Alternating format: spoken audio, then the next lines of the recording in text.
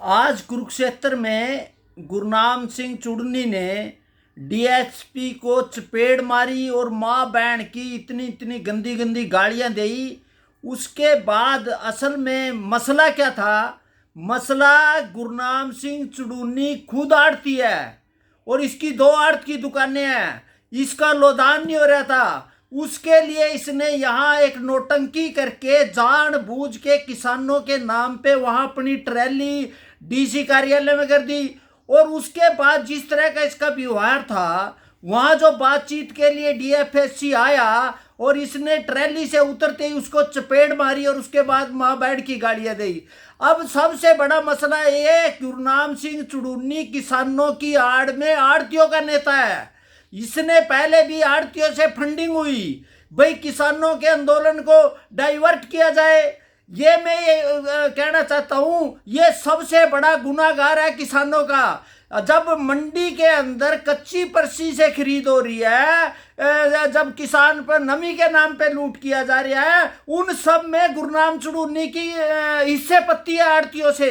ये खुद आड़ती है, आड़ती किसान के नाम पे चुनरी पर। मेरे सरकार से ये कहना है, सरकार इसको इसके खिलाफ आतंकवाद की गतिविधि में गिरफ्तार किया जाए।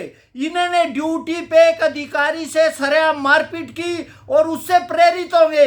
देश का हरियाणा का मोल खराब। ये कह रहा है कि हमारे ये कह रहा, खुद ये इसने कांग्रेस से टिकट के लिए पैसे लिए।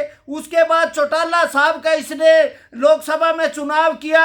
उसके बाद अब ये माननीय हमारे मुख्यमंत्री है, उसके घर जाके चाय पे के आए। ये राजनीति की, और राजनीति में जिसने पहले विधान इसका क्या नाम है शुगर मिल का चुनाव लड़ा, इसकी जमानत जब्त हुई। ओम प्रकाश चौटाला ने इसके जूते मार के जेल में डाला गया। उसके बाद इसने विधानसभा का चुनाव लड़ा, उसमें इसकी जमानत जब्त हुई।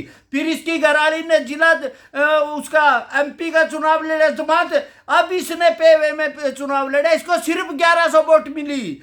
क्या वहां और सिख बाहुल है? इस आदमी ने सिर्फ गुंडागर्दी के कारण पे, किसानों के नाम पे इसने फंडिंग की। इसने सभी शुगर मिलों से फंडिंग की और उसमें से पैसे लिए गए और साबित हो गए। हमारा कहना है माननीय मुख्यमंत्री से इसके खिलाफ, हाँ एक बात सही है, आज किसानों की फसलें लूटी जा रही है। मंडी में 3-4 आदमी है। पहला है आड़ती, किसानों को लूटने का जिम्मेदार। तीसरा है सेलर मालिक। चौथा है जो खरीद एजेंसी की हिस्से पत्ती है। और सबसे ज्यादा जो गुनाहगार है, ये तथाकथित किसान नेता जिनका किसानी से कोई लेना देना नहीं। 40% ये आड़ती है और जो 40% उनकी जमीन ही नहीं है। अब ये पूछो इनके पास कितनी जमीन है जो यूनियन के पदाधिकारी बड़े बैठे हैं। तो ये किसानों के नाम पे एक दुकानदारी चलाई हुई है। तो किसान भी जागरूक हो, इन दलालों से बचो, इन चोरों से बचो। ये देश के हालात खराब करना चाहते हैं। किसान आपके लिए लड़ाई लड़ेंगे, आड़तियों की अगुवाई में नहीं लड़ेंगे।